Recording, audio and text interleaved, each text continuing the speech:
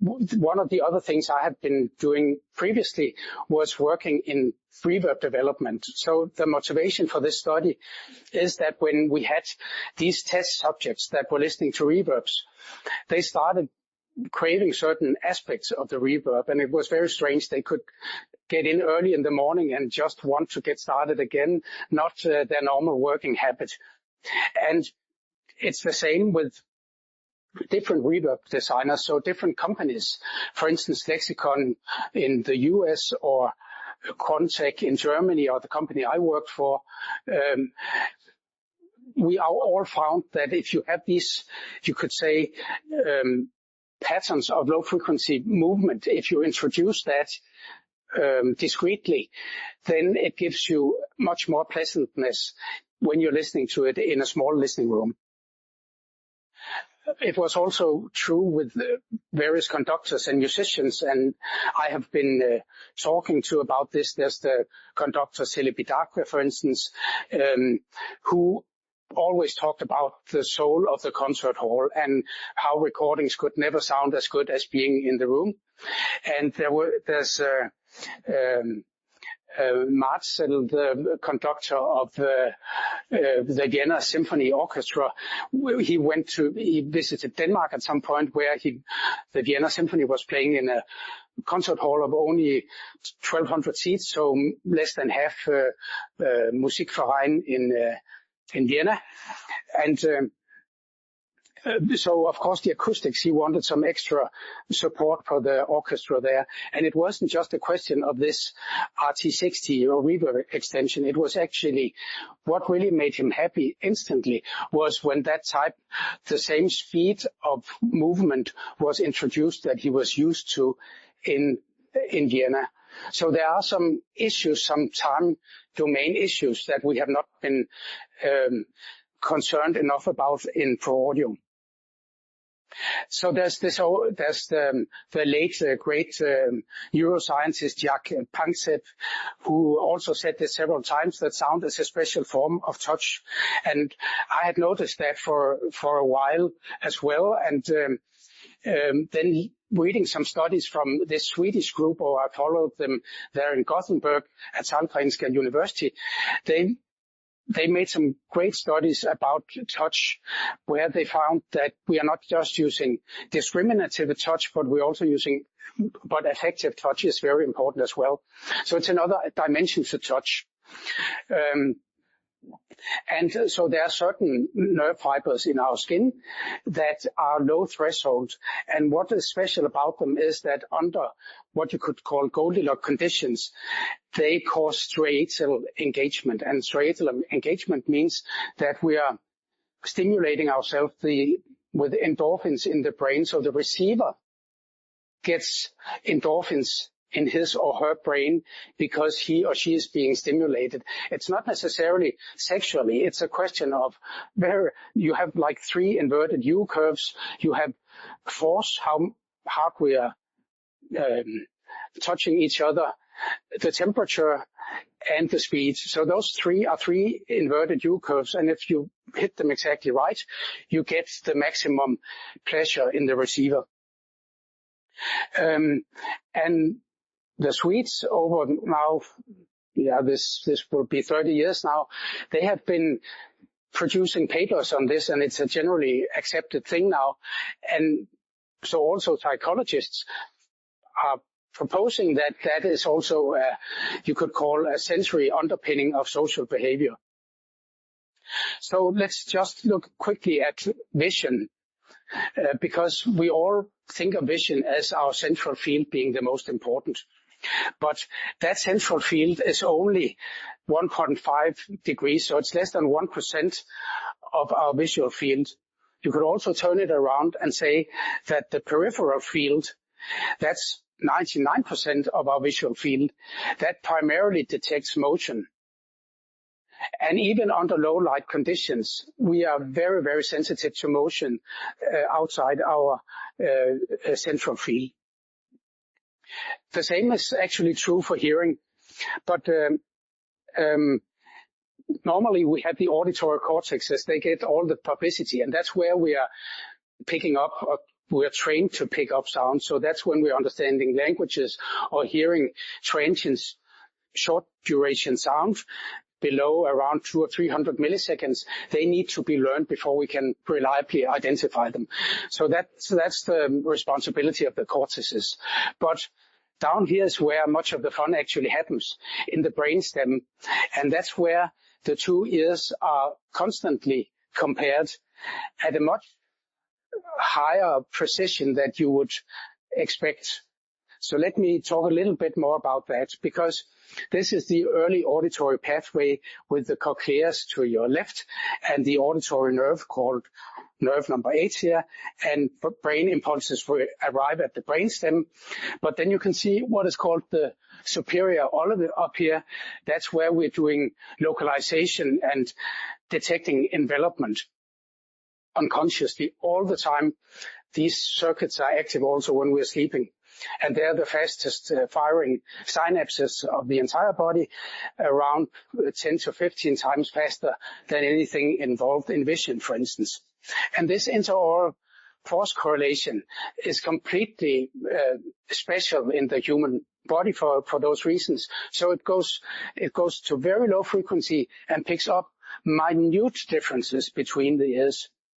And so if we divide between reception and perception is what we get out of those stimuli we get, then actually when we are outdoors, we can basically pick up or we can localize down to 0 hertz basically.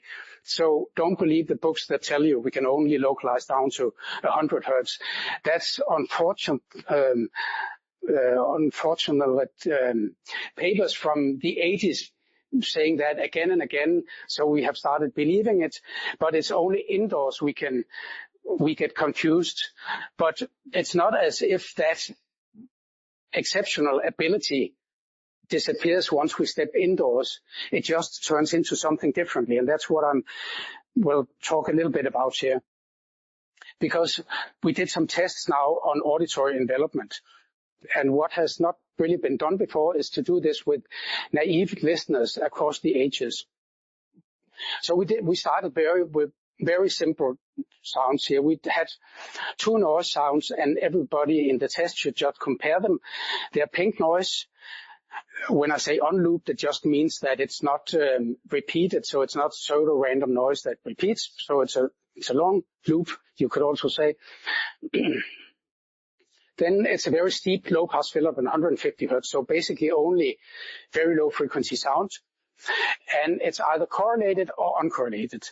So basically we wanted to hear if the subjects could tell a difference, and naive subjects.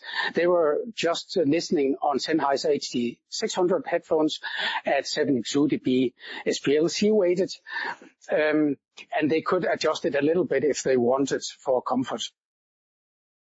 Here's an example of a 6-year-old girl, one of the youngest of the tests. The first question is if they could tell a difference between those 2 low-frequency sounds. We had Danish and Norwegian subjects, and you can see gender and numbers here. It's not a huge group, but still, because the results were so unanimous, it still is quite interesting, I think. So could they reliably tell a difference? Yes, everybody could. And also old people. You can see we have people here at the eldest was 96 actually in this test, and many of the people above around 65 or something like that had hearing aids, but that really didn't matter. They could be included as long as they could hear with both ears. So the only inclusion criterion was that they should be able to hear sound below 200 hertz if they were hearing once out on the left ear below 200 hertz and then hearing of the right ear, they should be able to say, yeah, they are more or less on the same. I hear them at equal loudness, those two. And all of these, even the old guys with hearing aids were able to do that, just switching off the hearing aid, and they could hear those 2 sounds, and they could still tell envelopment here. Okay, so then came the next test. What they associated those 2 simple sounds with, the correlated and uncorrelated. And again, interestingly, words or descriptions didn't differ as much as we had expected. So the correlated low frequency sound, forgive me for the Danish and Norwegian here, but they are translated to English and German as well. They were associated with small or locked up or spooky or dark, while the uncorrelated low frequency sound across the ages were associated with big, open, free, pleasant light. Then we went on to find out, we wanted to find out, because this was of course only using the ears, so if these subjects would be able to tell with their body also auditory envelopment, or if it was only an oral sensation. So we moved outside, so you can see the picture here to your left. This is a small girl sitting between, it's not the same as the one before, a different small girl sitting between two subwoofers, because again, we have to make sure that the subjects are not confused by indoor conditions. We want to find out what they can hear. And you can see under outdoor conditions here to your right, it's very easy to do a completely flat frequency response between 18 hertz and in this case above a little bit about 100 hertz. But in this test we used low pass at 72 hertz, so again a very steep low pass at 72, not 150 like before, but 72. So how did that turn out? And this is the first condition that we tested. So the subjects were sitting like that between the subwoofers, but then we also tested this condition, and that's where we would try to find out if there was a difference. Could they tell in both cases? And what they had to do was to raise the left arm if they heard the small/restricted sound, and the right arm if they heard the big open sound. And the smallest kids, we had to put a little rubber band on their left arm to make sure that they knew which was which, but they performed the test well. And all of them could tell the big open sound, the uncorrelated sound, when listening under condition B. So with the ears in that direction, as you can see on the picture. But no, even the experienced listeners could hear a difference when listening under condition C. And furthermore, turning the head 90 degrees in both cases gave the opposite result. So now in condition C, if you turned your head, you could suddenly hear it. And in condition B, if you turned your head, you could not hear it anymore. So there's a strong indication that this is an oral pickup, not a bodily pickup, this particular sensation. The final test we did was again raise the arm if they could hear the small or the open sound. And 7 of the subjects could tell reliably the uncorrelated sound when the low pass was moved down to 54 hertz. Remember, we were at 72 before. Fewer could tell at 41 hertz, and nobody really could at 30 hertz, even the experienced listeners. So the results in summary here is that the study shows that naive listeners between 6 and 96 were able to recognize and to describe auditory envelopment using surprisingly similar terms. There were a couple of psychologists involved as well, and she said that it's very rare that we are using more or less the same descriptions between a young child and an old person. Both experienced and naive subjects seem to register auditory envelopment only orally, so it appears to be an auditory percept. All subjects could identify auditory envelopment down to 72, some could down to 54, and it reduces below that. So it's not completely, when I said before that we can actually localize down to 0 hertz, this is not completely the same as localization, we can conclude, because auditory envelopment seems to lose its grip, or it maybe moves out the Goldilocks conditions if we go too low. Okay, so a little bit of a discussion. So this remarkably similar assessment of these are abstract sounds. So remember, these kids and the naive subjects, they were very foreign to them, these sounds, but still they reacted in the same way. Now, by the way that acoustics work, when music is being played indoors, it actually naturally stimulates patterns of low frequency movement in the hall. And so, for instance, if we have a symphony orchestra playing in a hall, then the way, just because of instruments placed different places, playing different pitches, they create actually patterns that are probably much stronger than these random patterns. Remember, what we have been testing is only stasis versus change. But if there's some more, you could say, reliable change or some more musical change, the effect could easily be more pronounced. Because this very energy-hungry physiology we all share must be for good reason. And maybe it also pre-categorizes what we're hearing into friendly or hostile, because all our senses basically do that. It's very natural from an evolution point of view. So again, this is more about a question probably about low frequency stasis, which just means static or things are dead, versus change or movement. This is good colors we have here. We can see the grays. We have the prenatal phase. This is before a child is born to your left, and the time of birth is at the pink line here. But the reason why I'm showing it again relates to age, because the ear physiology is developed around 3 months into pregnancy, and these circuits I'm talking about, interval cross-correlation circuits in the brainstem, are the first to come to be activated, and probably the first sense we even have, because the neural pathways develop from bottom up. So some researchers in that area, we discussed it with them, that it's reasonable to think that this is the first sensory ability we all have had to hear low frequency differences between the ears.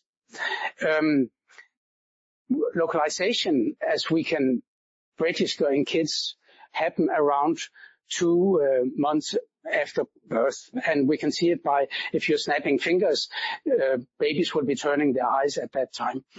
So this is before localization again, and these are some of the activities that happen before we have, you could say, a natural listener. And it would, of course, be fun to be able to see how far back we can go here, but we're trying to, maybe it's only an academic exercise, but it would be interesting to know if younger kids still than those at age 6, if they could tell their experience, or at least show that they reliably can hear this percept. So what are the perspectives here? Physiologically, this detection of friendly motion is both possible and plausible. And our auditory system might pick up these Goldilocks conditions that we have to examine a little further. And they might also then serve soothing and socializing functions. Might there be a gender difference? We don't know, but when it comes to affective touch, there is a gender difference, that women are more sensitive and their Goldilocks conditions are a little bit different from men's. And then finally, I've sometimes also at the last conference where I talked about it at an automotive conference, no, that was at AES in New York last month, but yeah, anyway, I talked about it there as well. And a younger me, what would I have thought if I heard me talking this way today? I would probably have said, well, who cares? It's a question of punch and level, and that's all we want in music. But I think there could be maybe also some engineering one dimensionality to this, that we have been so preoccupied with frequency response and other issues that we have forgotten maybe the time domain issues like this one here.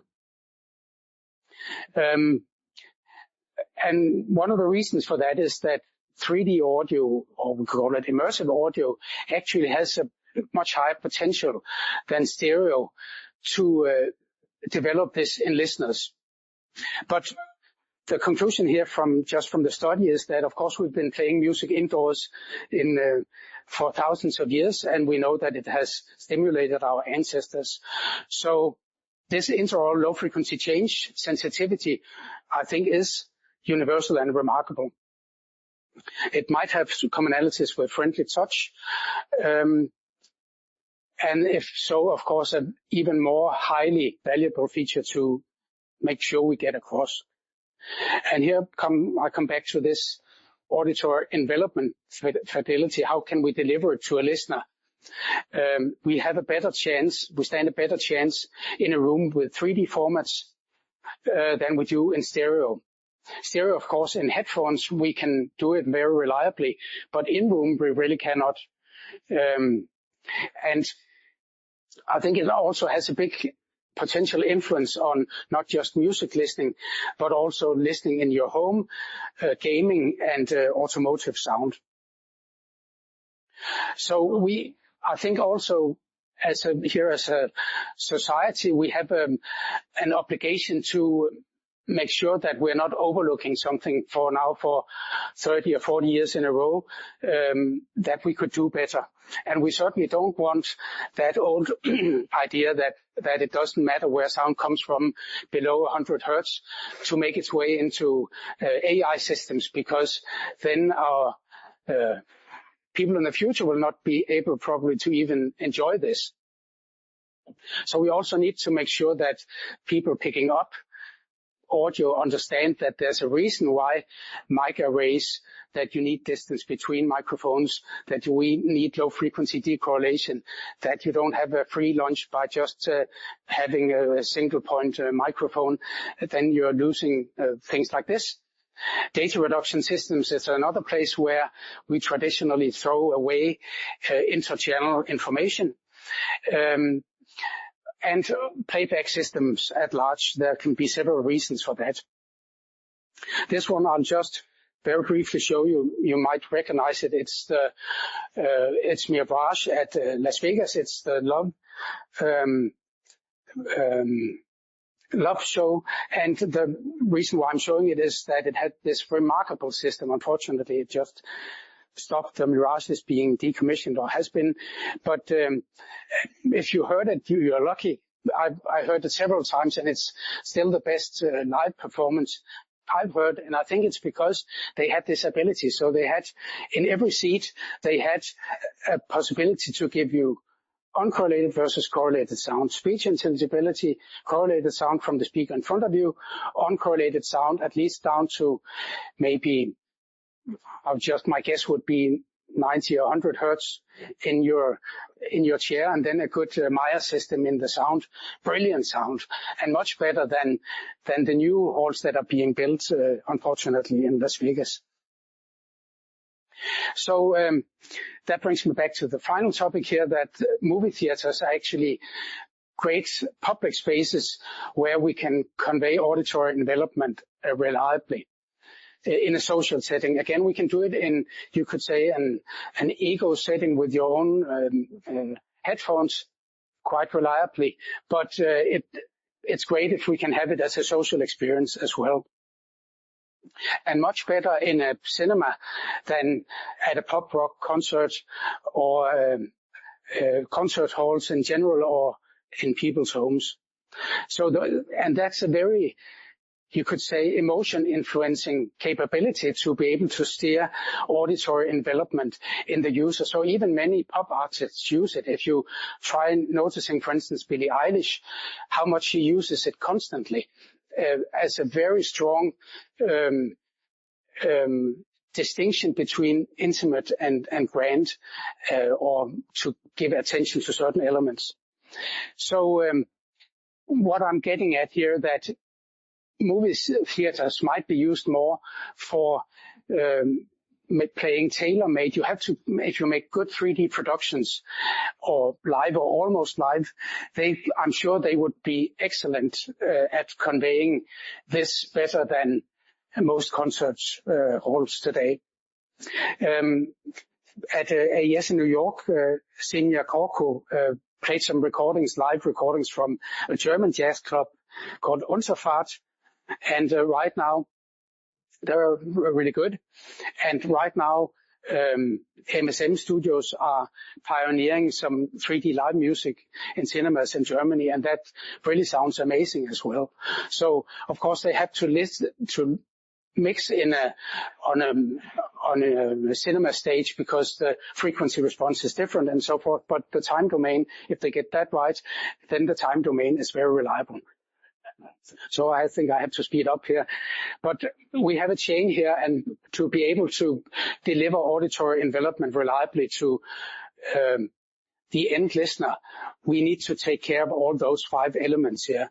And these are some of the places where it typically goes wrong. The mic arrays in the pickup recording, we are compositing channels where we shouldn't. We're doing static level panning between channels. We might not be monitoring to the standards. Distribution, especially the old lossy codecs or the rogue loudness adjustments can prevent good audio quality from reaching the end listeners. And in reproduction, while I call it bass mismanagement, because nearly any bass management, in my opinion, is bass mismanagement. The moment you go below 50 hertz crossover might be okay, but for the reasons also given here, I think we should not. It's fine with the LFE channel. That's nothing to do with bass management. I'm talking about mono bass management, where we think we can just stuff all channels together into one subwoofer somewhere, and that fixes everything. No, it doesn't. Headphone renderers need to pay attention to this topic as well. And of course, the listening rooms and the distances we're listening at as well. With that, I think I'm almost out of time, but I think maybe time for 1 or 2 questions.